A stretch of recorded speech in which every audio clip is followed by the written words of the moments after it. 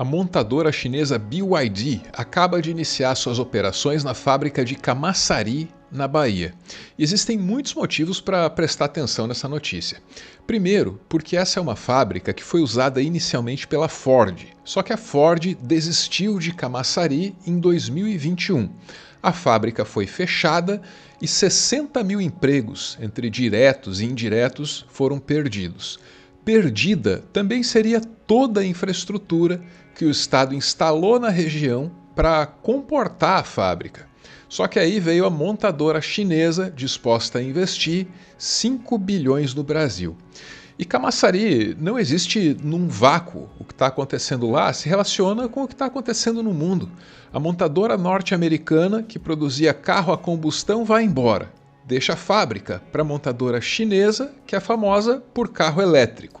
Isso é reflexo de uma transformação muito grande na indústria automotiva global, indústria que vem cada vez mais sendo dominada pelas montadoras chinesas. Hoje, os chineses já respondem por 76% dos carros elétricos vendidos no mundo. E essa nova fábrica da BYD também tem a ver com um momento em que a China expande a sua presença na América Latina. A fábrica no Brasil foi inaugurada só 8 meses depois de um porto no Peru. E não é qualquer porto, é o megaporto de Xangai, que agora é o maior do continente. E pode não parar por aí. Entre uma inauguração e outra, o Brasil enviou uma delegação até a China para discutir a construção de uma ferrovia que ligaria o novo porto de Xangai, no Peru, ao porto de Ilhéus, que fica na Bahia, cerca de 400 quilômetros de Camaçari, onde agora se fabrica carro elétrico. Eu sou Arvro e esse é o meu textão sobre um Brasil que tem a oportunidade de se reindustrializar. Essa é uma oportunidade que vem com vários riscos. E o maior risco de toda oportunidade é o de perdê-la.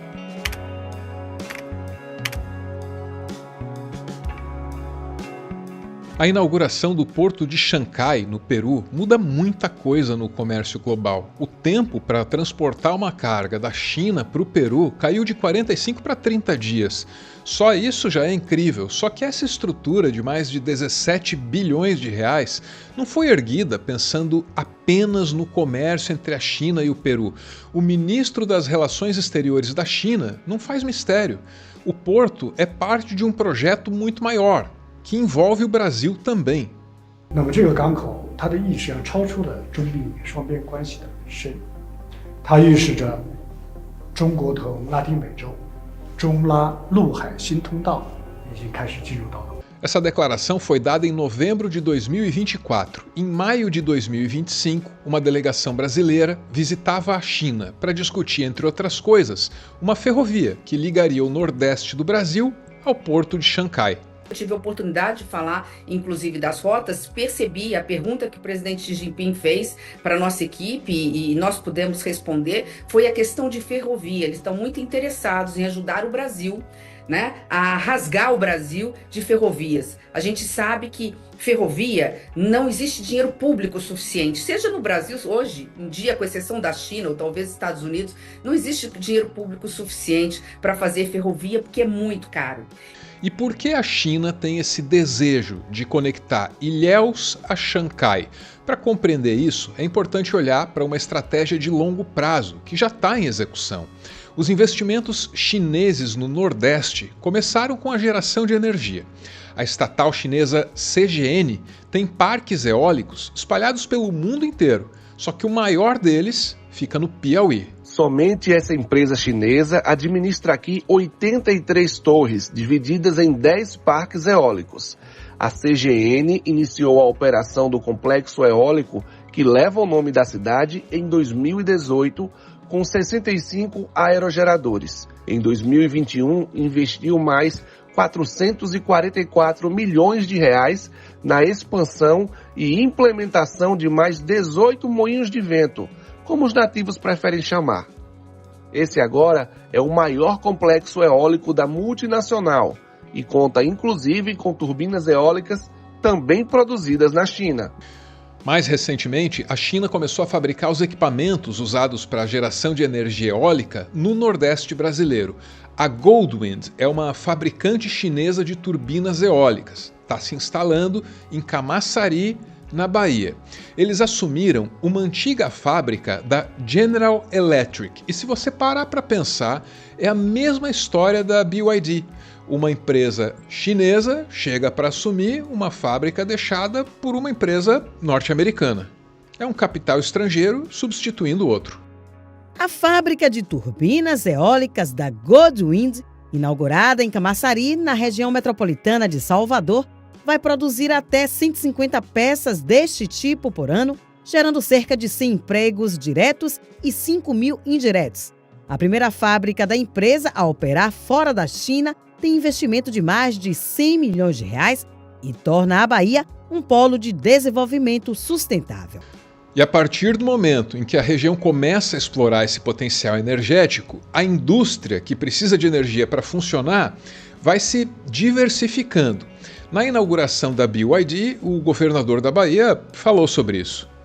Nós estamos em uma caminhada muito forte para garantir que a Bahia possa continuar sendo destaque na produção de energias renováveis. Se a Bahia produz e tem um potencial muito forte de energia eólica, solar e biomassa, a gente quer trazer para aqui, para próximo da geração de energia, aquelas indústrias que são potenciais consumidoras dessa energia. E que indústrias têm interesse nessa energia que o Nordeste brasileiro pode produzir?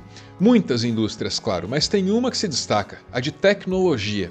As empresas de tecnologia precisam de muitos e muitos gigawatts para fazer um data center funcionar. E cada data center consome energia que poderia alimentar uma cidade inteira. Não por acaso, a ByteDance, que é a dona do TikTok, quer se instalar no Nordeste também. E para aumentar o poder das inteligências artificiais, o mundo precisa de mais energia, especificamente de energia limpa. E o Brasil, um exemplo mundial no setor, pode se beneficiar e abrir portas para esses polos tecnológicos. Vamos ver agora na reportagem. A ByteDance, dona do TikTok, está planejando investir em um data center no Brasil. O projeto aproveitaria o vasto potencial de energia eólica na costa nordeste brasileira. Para isso, a empresa chinesa estaria negociando com a geradora de energia renovável Casa dos Ventos, visando a construção no complexo portuário de Pecém, que fica no Ceará. Todos esses investimentos chineses no Nordeste têm o potencial para reverter uma tendência de desindustrialização da economia brasileira.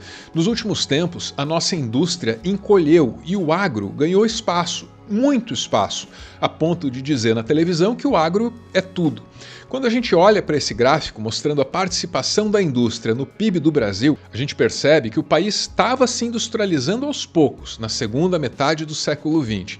Em meados dos anos 80, mais de um quarto da riqueza que o Brasil produzia estava vindo da indústria. Depois disso, a indústria encolheu vertiginosamente. E por quê? É uma resposta complexa, claro. Só que um fator que certamente ajudou foi o preço das commodities. O minério de ferro e a soja estavam tão valorizados que o Brasil começou a acreditar que exportar matéria-prima era o caminho para a prosperidade. Uma declaração que o Lula deu em 2010 pode ser lembrada aqui como um exemplo dessa empolgação. O presidente Luiz Inácio Lula da Silva disse na sexta-feira que, devido ao aumento da procura de alimentos no mundo, aspas, está chegando a hora em que as commodities estão ficando mais valiosas do que os tais produtos manufaturados. Fecha aspas. E enquanto o Brasil desprezava os produtos manufaturados, a China, parceira nossa nos BRICS, estava se propondo a ser a fábrica do mundo. 15 anos se passam e hoje o que resta ao Brasil é torcer pela chegada dos investimentos chineses. Torcer também pela capacidade de submeter o capital internacional à lei nacional, o que nem sempre é fácil. Às vezes falta regulamentação adequada. É o caso das turbinas eólicas. Ao contrário de países como a Alemanha, o Brasil não possui regulamentação sobre a distância mínima dos aerogeradores para residências. Isso criou situações como de Maria do Socorro e a família dela, que vivem a 100 metros de uma turbina. A associação do setor recusa a imposição de uma distância mínima, mas reconhece que há problemas e coloca as reparações como prioridade. Algo que é pedido por moradores do Quilombo do Talhado, na Paraíba, onde todas as cisternas se romperam em meio à construção do parque eólico vizinho. E às vezes, junto com investimento estrangeiro, vem a exploração. Mais uma coisa para fiscalizar. Uma força-tarefa do Ministério Público do Trabalho resgatou 163 operários chineses em condições análogas à escravidão no canteiro de obras de uma fábrica da gigante de carros elétricos BYD no Brasil. A montadora fica no município de Camaçari, localizado na região metropolitana de Salvador, na Bahia. O Ministério Público do Trabalho explicou que os operários eram terceirizados por uma empresa chinesa e estavam em condições análogas à de escravidão nos alojamentos da obra. Esse tipo de problema ambiental e social também pode se fazer presente nos planos grandiosos para a ferrovia que ligaria Ilhéus a Xangai. A expectativa é de que os detalhes sobre esse projeto sejam revelados agora, em julho de 2025, quando acontece a cúpula dos BRICS. Para o Brasil, essa é uma oportunidade não apenas de resgatar um processo de industrialização que ficou para trás, mas também de melhorar a infraestrutura de transportes, que a gente tem que admitir, está caindo aos pedaços.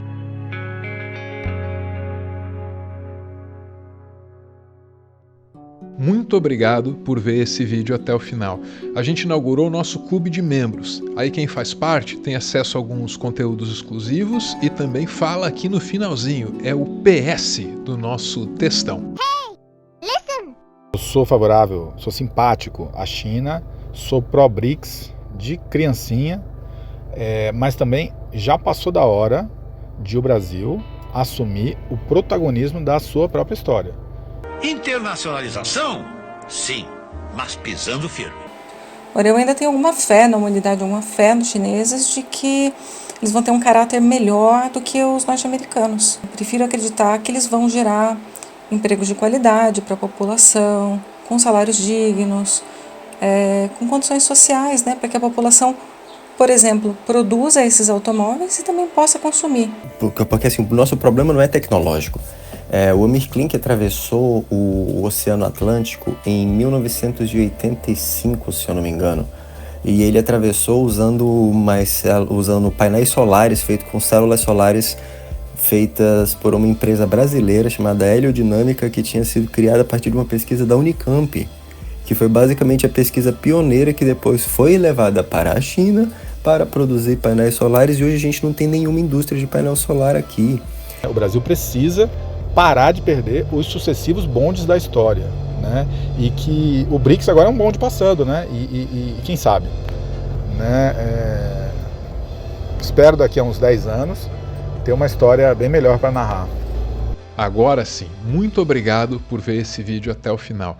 Se você quiser manter alguma proximidade com esse conteúdo, quiser que o YouTube indique os próximos vídeos aí para você, que apareça na sua home do YouTube e tal, vale sempre se inscrever. É um gesto que eu apreciaria muito, muito mesmo. Muito importante para o projeto nessa fase em que ele se encontra. Valeu!